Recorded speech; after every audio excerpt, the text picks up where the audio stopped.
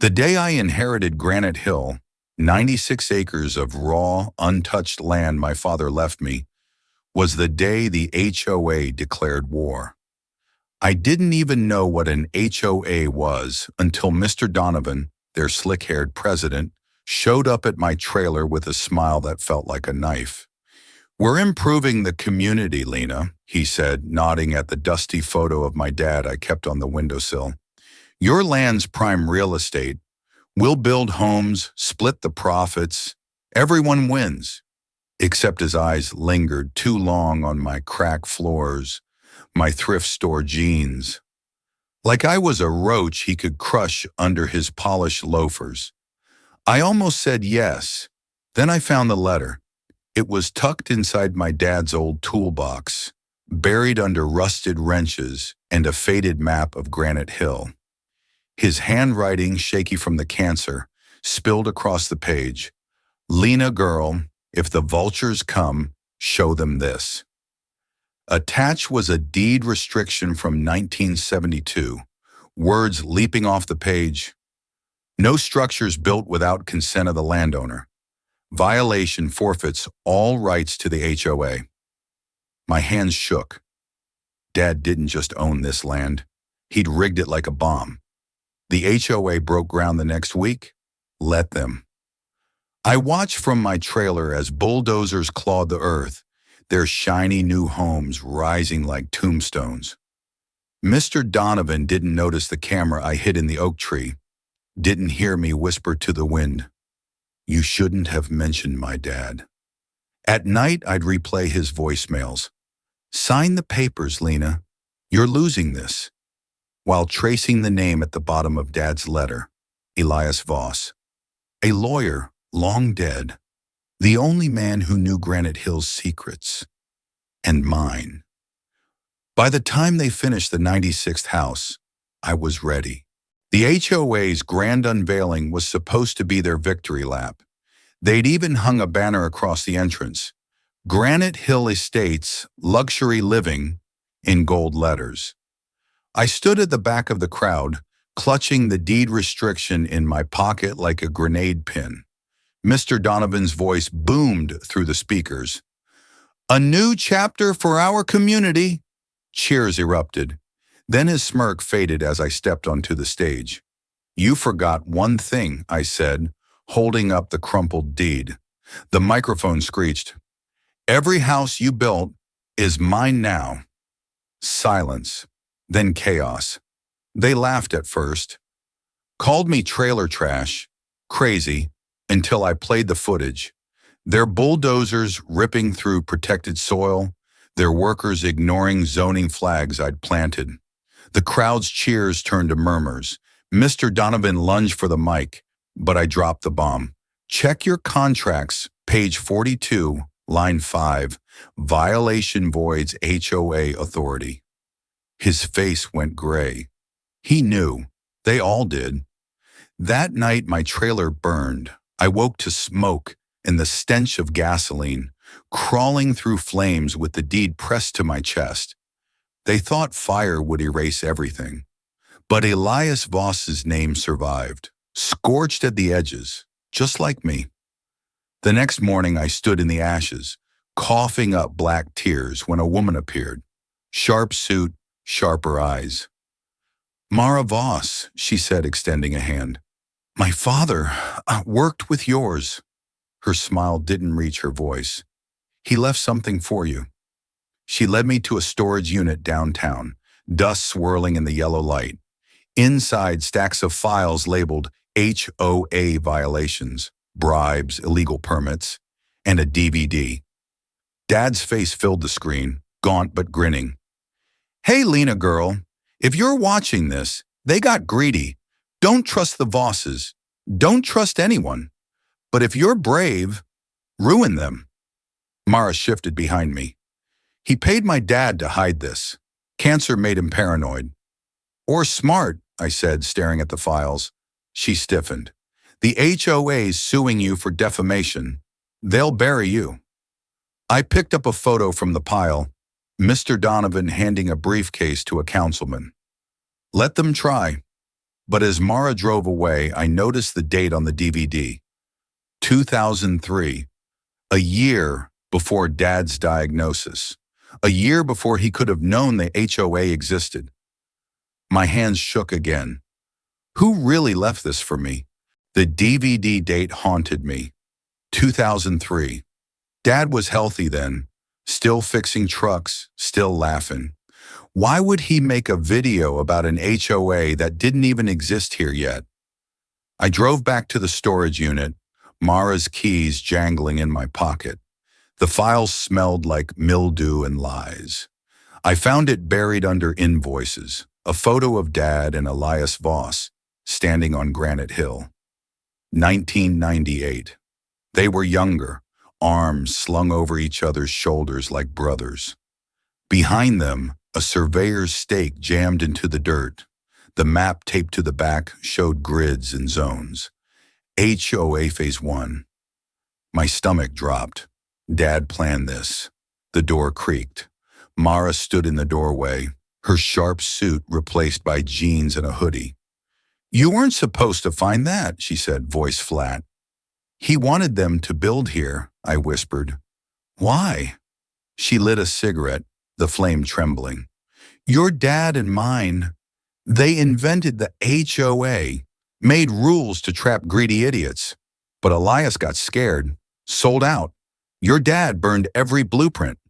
Her eyes flicked to the DVD. "Until the cancer came. Then he decided, finish the game." The room spun. "So I'm just his pawn?" Mara crushed the cigarette. "We all are. The HOA's suing Lena. They know about the fire. They'll say you did it for insurance." I shoved the photo in her face. "And this? You think a jury'll believe them once I show this?" She grabbed my wrist. "You'll ruin your dad's name. His legacy? I yanked free. "He left me a trap, not a legacy." That night I parked at Granite Hill, staring at the 96 houses glowing like jack-o'-lanterns. My phone buzzed. A blocked number. "Stop digging, or the next fire won't miss you." I texted Mara, "Meet me at the diner, 7 a.m. She didn't show. Instead, a cop car pulled up. "Lena Carter, you're under arrest for arson." As the cuffs clicked, I spotted Mr. Donovan across the street, smirking in his BMW. Mara sat in the passenger seat. She didn't look back. The jail cell reeked of bleach and hopelessness. I curled on the metal bench, replaying Mara's betrayal. Click. The door opened. A cop with a scarred cheek tossed a file at me. "Lawyer's here." I expected a suit. Not him. Jake Turner leaned against the bars, grease streaking his mechanic's jacket, the same one he'd worn when fixing my dad's truck years ago. His smirk hadn't changed. "Still starting fires, Lena?" "You're a lawyer now?" I croaked. "Bail bondsman. Better money." He slid a photo under the door. My trailer's ashes, a gas can stamped HOA maintenance. "Found this in Donovan's dumpster, but the cops lost it. Why help me?" He looked away. "Your dad, he paid my mom's hospital bills, even after I stole his tools." He tossed me a burner phone. "One call. Make it count." I dialed the only number I'd memorized, Granite Hill Land Records. A raspy voice answered, "Voss Law, Elias speaking." My blood froze. Elias died years ago. "Who is this?" the voice snapped. I hung up, hands trembling. Jake raised an eyebrow. "Trouble?" "Bigger than trouble," I muttered. At the bail hearing, Mr. Donovan swore I'd torched my own home. The judge set bail at $500,000. Impossible, until Jake handed the clerk a check. "Anonymous donor," he whispered. "Don't ask." Outside, a black sedan idled. The window rolled down, revealing an old man with Elias Voss's eyes. "Get in, Lena, or the next arrest sticks." The car smelled like cigar smoke and fear. "Elias faked his death," the man said. "I'm Henry Voss, his twin, your dad's real partner." He dropped a folder on my lap. Photos of Dad and Henry shaking hands with councilmen. Blueprints labeled Phase 2. Bankrupt the HOA. We planted the deed restriction together, Henry said. But Elias got greedy, sold us out. Your dad burned Phase 2 until the cancer. His knuckles whitened. He begged me to finish it. You're the trigger. Why me? Because the HOA killed him. Henry's voice cracked. Slowly. Asbestos in his tool shed. Donovan's orders. The world blurred. Dad's coughs. The blood-stained handkerchiefs. All those years I'd blamed cigarettes. Henry pressed a key into my hand. Safety deposit box. Proof. But if you use it, he glanced at the rearview mirror. A motorcycle tailed us, Mara's red helmet gleaming. She'll bury you deeper. I jumped out at a red light, sprinting into the subway crowd. The burner phone buzzed. A text from Jake. Don't trust Henry. His Phase 2 isn't about the HOA. It's about you. In the safety deposit box, I found two things. A life insurance policy, $2 million. My name as beneficiary. Dad's handwriting. If you're reading this, I'm dead. And Henry's lying. Run, Lena girl, run. The motorcycle roared outside the bank, ducked into a homeless shelter. The motorcycle's growl fading behind me. The air smelled like stale soup and desperation. A man with a patchy beard glared from a cot. You ain't from here, he muttered. Neither are you, I shot back, clutching the life insurance papers. His eyes lingered on them. He knew. The burner phone buzzed. Jake again. Henry's dead. Car crash. Mara's cleaning house. Stay gone. I shoved the phone into my pocket and pried open the safety deposit box's false bottom.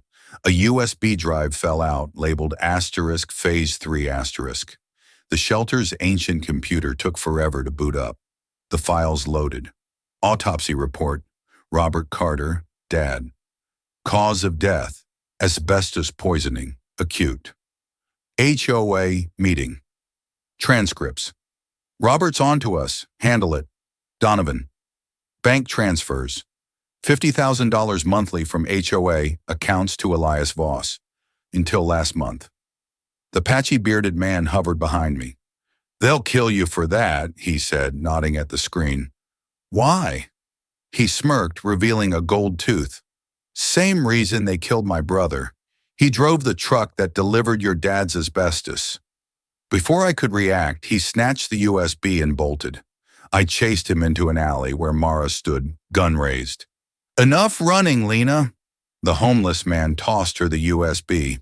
Told you she'd bite. Mara's smile was ice. You really thought a mechanic and a dead lawyer were your allies. She cocked the hammer. The HOA doesn't lose. A trash can clattered. Jake stepped from the shadows, a wrench in hand. But trailers do. He swung. Mara ducked, the gun skidding across concrete. I grabbed it, finger trembling on the trigger. Shoot her, Jake hissed. Mara laughed. He's lying, Lena. Jake works for Henry. Always has. The homeless man lunged at me. I fired. The shot echoed, but he was already gone. Vanished like smoke. Mara, too. Only Jake remained, clutching his bleeding arm. Why? I whispered.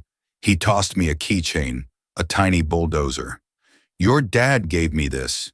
Said if you ever pulled the trigger, you were ready. Ready for what? Phase 3. He pointed to the USB, now crushed under his boot. It's a decoy. The real plan's in your head, Lena. Always has been.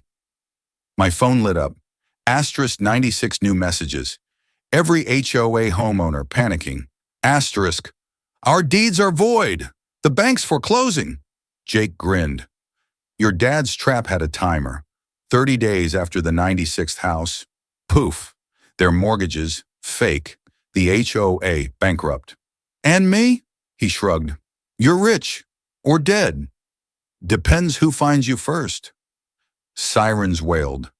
Jake vanished into the crowd. I stared at the bulldozer keychain, Dad's voice in my head. Ruin them! But in the distance, a familiar figure watched. Henry Voss, very much alive, holding a gas can. The sirens grew louder, but I couldn't move. Henry Voss stood under a flickering streetlight, his face half-shadowed, the gas can glinting in his hand. He raised it slightly as if toasting me, then turned and disappeared into the night. My phone buzzed again, this time a video message. It was Mara, her face bruised, blood trickling from her temple. She was in a dimly lit room, tied to a chair. Behind her, the homeless man with the gold tooth paced, holding a knife. Lena, Mara's voice trembled. If you want to live, bring the USB to the old Granite Hill quarry. Midnight. Alone. Or... The screen went black. I stared at the bulldozer keychain, Dad's voice echoing in my head. Trust no one. But I didn't have a choice. Mara knew too much. And if Henry was alive, the game was far from over. I drove to the quarry, the USB clutched in my hand. The place was abandoned, the air thick with the scent of rust and decay. A single light flickered at the edge of the pit. Mara sat there still tied up, her eyes wide with fear. The homeless man stood behind her, his knife glinting. Where's Henry? I demanded. The man smirked. He's busy, but he sent me to clean up. He stepped closer, the knife inches from Mara's throat. Give me the USB and maybe I'll let her live. I hesitated. Dad's words rang in my ears. Ruin them. But Mara's eyes pleaded with me. I tossed the USB to the ground. The man laughed, picking it up. You're softer than your dad. Am I? I pressed a button on my phone. The USB sparked, then exploded in his hand. He screamed, dropping the knife. Mara kicked him in the shin, breaking free. We ran, the man's curses echoing behind us. You planned that? Mara gasped as we reached my car. Dad did, I said, starting the engine. He always had a backup plan. We drove in silence for a while, the quarry fading in the rearview mirror. Finally, Mara spoke. Henry's not done. He'll come for you. I know, I said, but I'm not running anymore. She looked at me, her eyes softening. Your dad would be proud. I didn't respond. The road ahead was dark, but for the first time I felt a flicker of hope. Dad's trap had worked. The HOA was crumbling, but the real fight was just beginning. Final ending. The next morning, the headline screamed, HOA collapses! 96 homes foreclosed! The news vans swarmed Granite Hill, but I was already gone. I left Mara at a bus station, a wad of cash in her hand. Where will you go? She asked. Somewhere they can't find me, I said. She nodded, her eyes filled with something I couldn't quite place. Guilt, maybe, or regret. Be careful, Lena. Henry's still out there. I know, I said, driving away. In the glove compartment, I found Dad's final gift, a deed to a small cabin in the mountains, far from Granite Hill. A note was tucked inside. For my Lena girl, start over, be free. As I crossed the state line, I glanced at the rearview mirror. No motorcycles, no black sedans, just open road. Dad's trap had worked. The HOA was gone. But as I drove into the sunrise, I realized something. The real victory wasn't ruining them. It was surviving. And for the first time in years, I felt alive.